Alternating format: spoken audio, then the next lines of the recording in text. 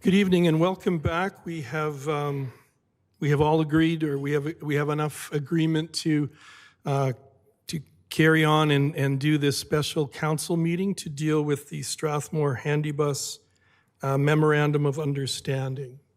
Deputy Mayor Montgomery. Thank you. I have a motion ready whenever you're ready. Okay. Do we need to approve an agenda or anything like that? Okay, I'll move the agenda as presented. Okay, thank you. We have a motion to approve the agenda as presented. All in favor? And that motion is carried. Deputy Mayor? Thank you.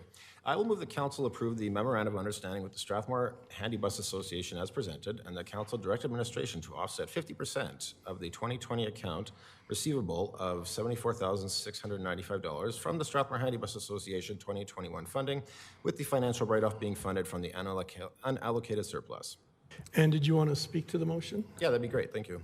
So as many people might know, I'm very close to the Handybus. The Handybus is near and dear to my heart. Earlier this year, we were presented with a budget that I forwarded to the rest of council that was showing that if the town of Strathmore did not contribute anything, that the association would be looking at roughly around an $80,000 deficit or hole for the year.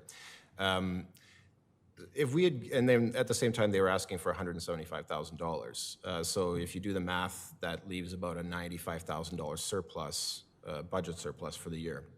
That gave me some pause and some concerns, knowing that at the same time as they were going to be, producing a very sizable surplus, that at the same time they were charging residents sometimes large amounts, depending on, and especially for the people that are regular users that have to go to Calgary, as Ms. Shorak mentioned earlier in the meeting, or the last meeting.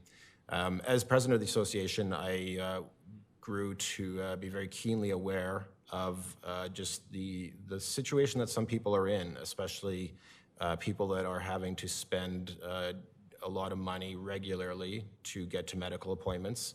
And sometimes even people are forced to miss appointments because they can't afford to go to their appointments. And so it's a choice between, paying rent or eating or, going to a doctor's appointment.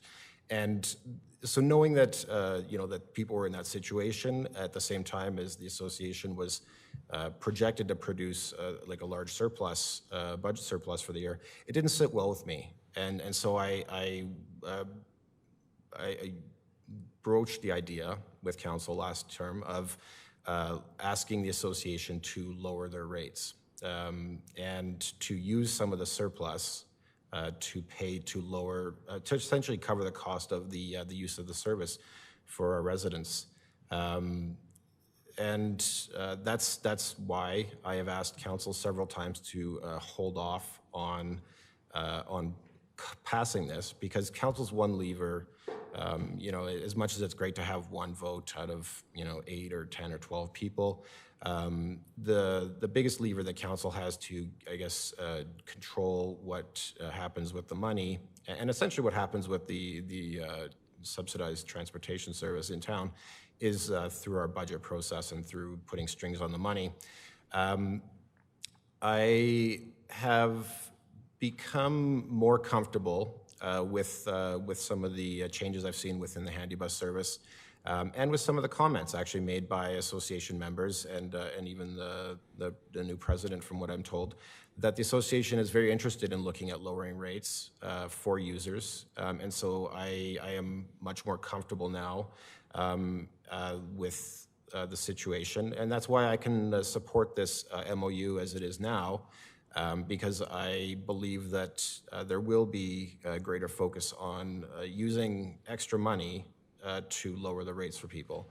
If the association finds at some point that they need more money and they're actually offering truly subsidized rates or low rates, especially to people that are regular users to medical appointments, then I would be all for that. As long as the money is being used efficiently and effectively, then I support that. And for that reason, I support this MOU. Thank you. Thank you, Deputy Mayor. Other comments from council? Councillor Wiley? Yeah, I guess I'm asking then the association, I'm not sure who I'm asking, what is the total surplus? It's on page. Well, I see that it says, I believe it says the 400,000, but what number am I looking at here?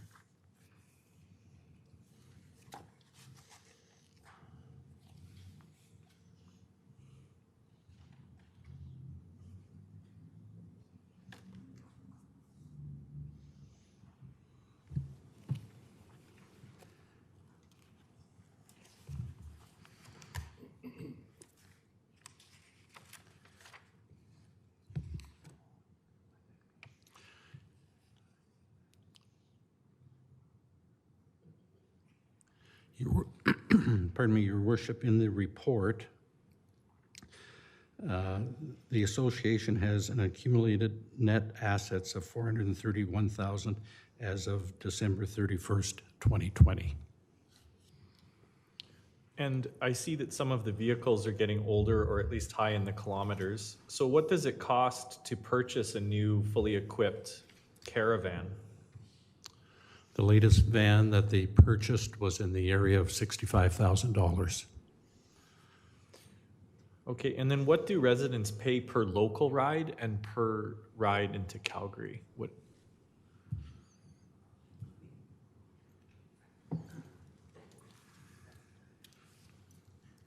Hi, so in town, they pay $10 to a medical trip. I believe it's $15 for social trips. And in Calgary, it depends on what region of the city you're going, whether it be $65 or $70. So that's round trip.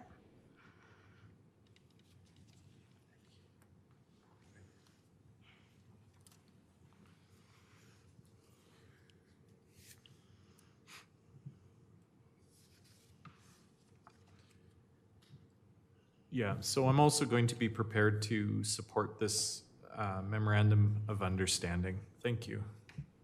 Thank you, Councillor Wiley. Councillor Peterson? Thank you, Your Worship. I'm very much in support of this memorandum, and I'm extremely pleased with the strides that have been taken with this new board and with the work that has been done by Brenda Knight and others with regards to putting together the new set of bylaws.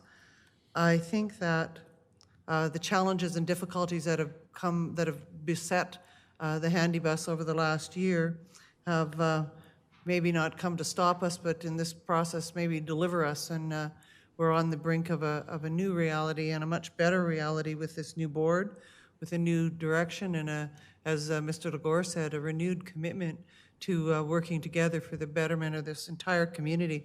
And I just so believe that the decisions that we make within a democratic process should be for the sole purpose of making it easier for all people to be able to have those critical services.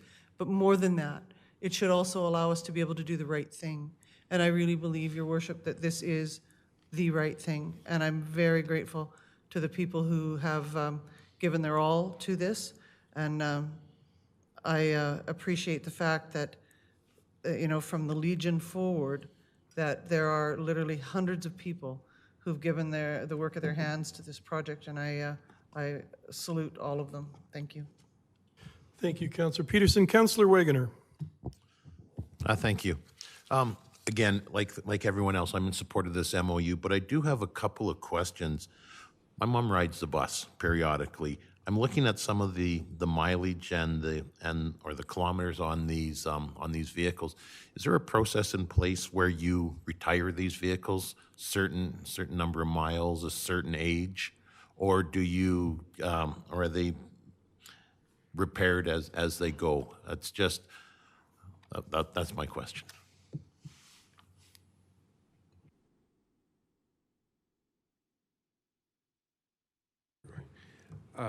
Got to bear with me. I've been in this job a week, so. But I believe there's a process in place. I'm not very, very familiar with it, but my understanding is when they get in that 250,000 kilometer range, it's time to look at retiring them and moving them into another vehicle. And some of the newer vehicles also have some better features to them that make them more user-friendly.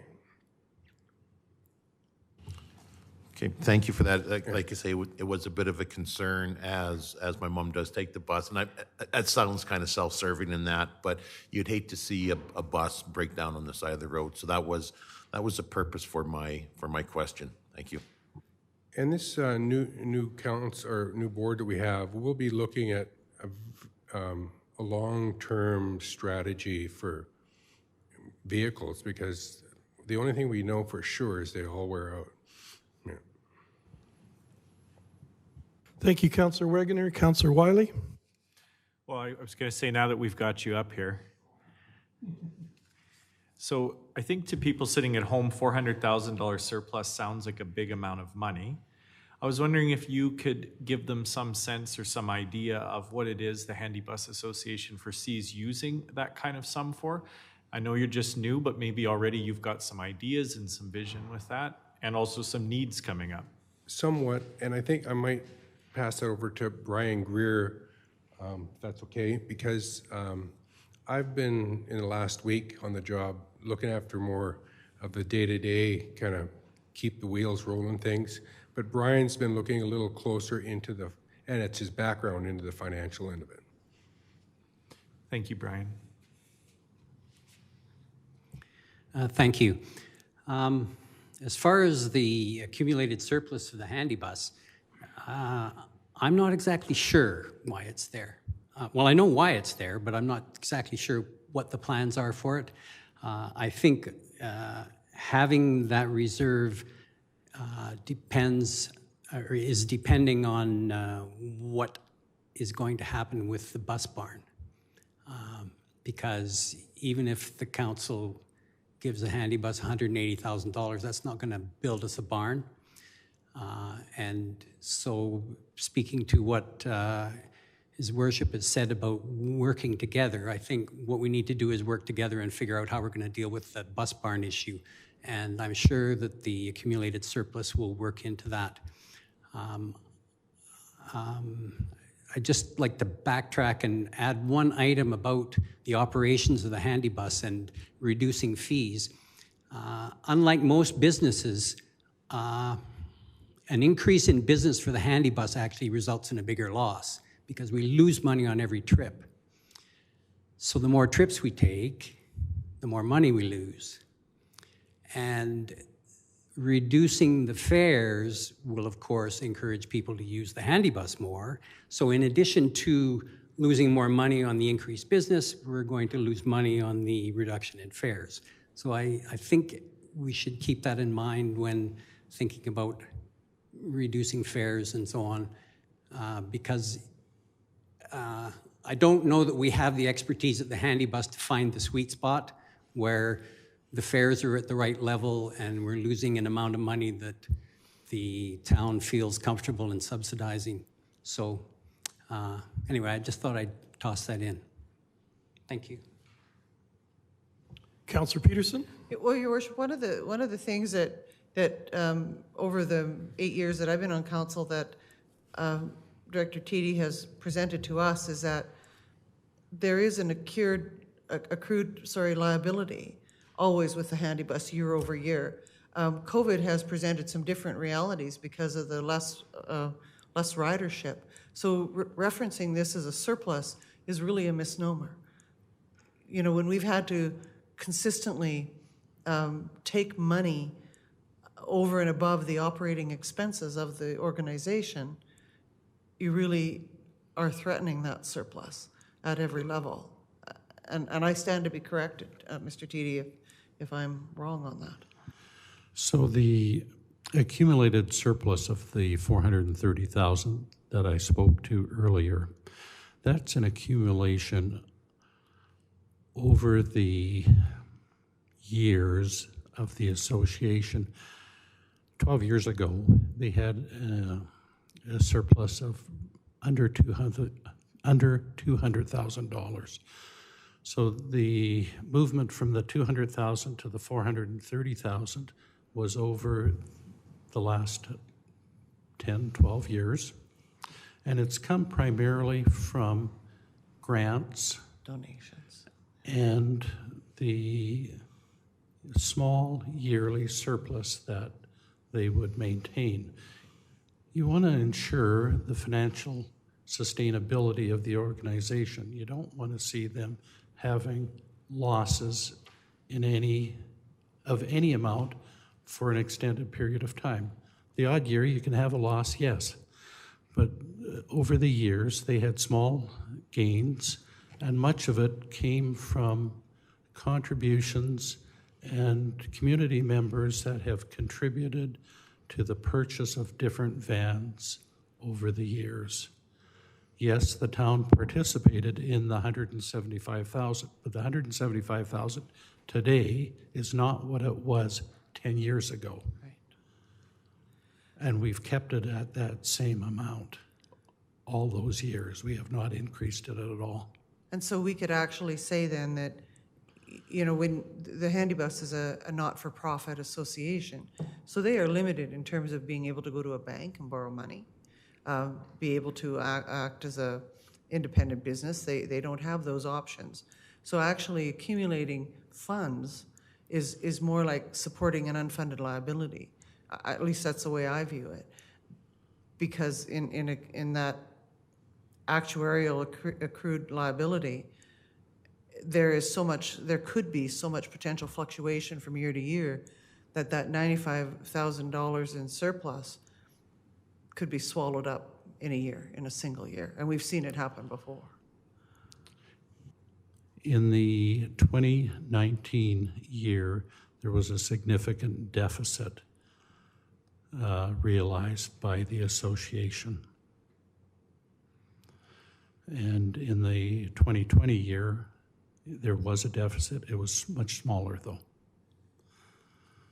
So in light of what Ms. Schwarak spoke to us about and what Councillor Montgomery talked about in terms of subsidy and what Mr. Greer talked about in terms of the difficulties in facing that, maybe one of the things that we need to think about when we move together, when these two groups move together into a different reality, that we need to look at other opportunities to fund a threshold process where we can actually support those people that need that, and we need to look outside where we currently are for other sources of funding to make sure that we can accommodate that and still keep the Handy Bus solvent.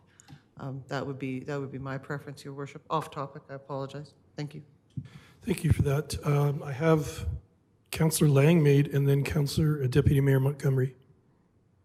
Thank you. And I want to thank Ms. Schwark for coming to speak with us this evening, and I want to thank the residents that reached out to many of us councillors and also signed this letter in support and to make sure that your voice is heard here within our council, and I really appreciate their involvement. I am strongly in support of this MOU, and I can see here going through the information that was provided to us by the association that many of their plans and much of their funding is grant-based, and what we have seen in the last couple of years is grants are not as plentiful and a little harder to get than they ever have been. So I just have a follow-up question in terms of that surplus, the 431. To me, it seems reasonable to maintain a surplus in light of the potential of having to find a new place to relocate to should the bus barn no longer be available, or should a vehicle need replacing when grant funding is not available. I think it's reasonable to have a certain amount of padding there in the budget, and I think that's prudent.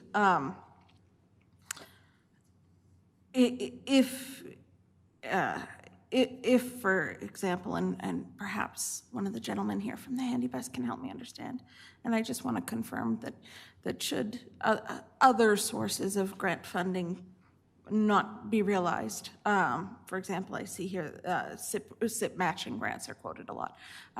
Could some of that surplus be used to ensure that the vehicles are in top-notch condition, everyone is safe, that there is appropriate transportation for everyone in town who needs it, including users of wheelchairs, powered and unpowered.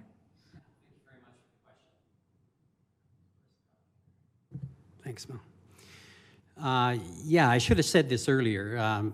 Mark has asked me to step in to look at the financial situation for the handy bus because of my previous experience. For those councillors who don't know, I served on the board of the handy bus for 6 years, from 2011 to 2017. So I am familiar with the operations and the financial statements, and I did have a look at the operations to date for this year without the funding from the town of Strathmore. And the numbers that the councillor or the deputy mayor stated are pretty much what I saw as well. But what I should have said earlier was that there's no risk of the handy bus going out of business anytime soon. We have things, in my estimation, and maybe I should say that I was an audit manager for Western Canada for Canadian Imperial Bank of Commerce for a number of years, so I have an understanding of these things. The handy bus is fine. We can manage with what we have. Even if the town, should I say this, doesn't give us any money this year, we'll still manage. But we do need the assurance of long-term funding to make sure that we can continue to give service. And because of that situation where an increase in ridership means we lose more money, we're always leery of not having enough money because we do want to provide service to the community, and we want to provide safe service, and we want to provide service that's a reasonable price. And I suppose the reasonable price part is something we can argue about with the deputy mayor, but to underline it, we're in no danger of going out of business. Does that answer your question? I believe my question was, can that surplus be used to purchase additional vehicles? Oh, that sure. That will work. There's rumors Yeah. that surplus hasn't been reserved for other projects. There's the opportunity. I just want to ensure that, yes, it could be used for that. Yes, it could be used for that. Should the worst happen and the province decide not to give out any more grants? Well, and that's one of the reasons it's there, is to make sure that we can continue to operate regardless of what happens. Thank you. Thank you, Councillor Langmaid. Deputy Mayor Montgomery. Thank you. And I just want to say, welcome back, Brian. It was great working with you before, and I'm looking forward to working with you again, and Mark as well. I'm looking forward to seeing the good things you guys are going to do with the association. And you know what? I've already begun, but I'll be lobbying hard on your behalf with the other kind of regional partners like the Wheatland County and the villages and stuff like that to get you guys more funding as well. Because I know that this is an important service for people out in the county as well, and yeah, you're right. Every trip that the association does, it loses money, and yeah, the more, I guess you could say, successful the association is, the more it loses. That's why earlier I said, if it comes time that the association decides they need more money, and you guys are providing, or I should say we're providing a good service, then I would be all for that. And yeah, my main concern with the prices, I think $70 to Calgary is obviously very reasonable.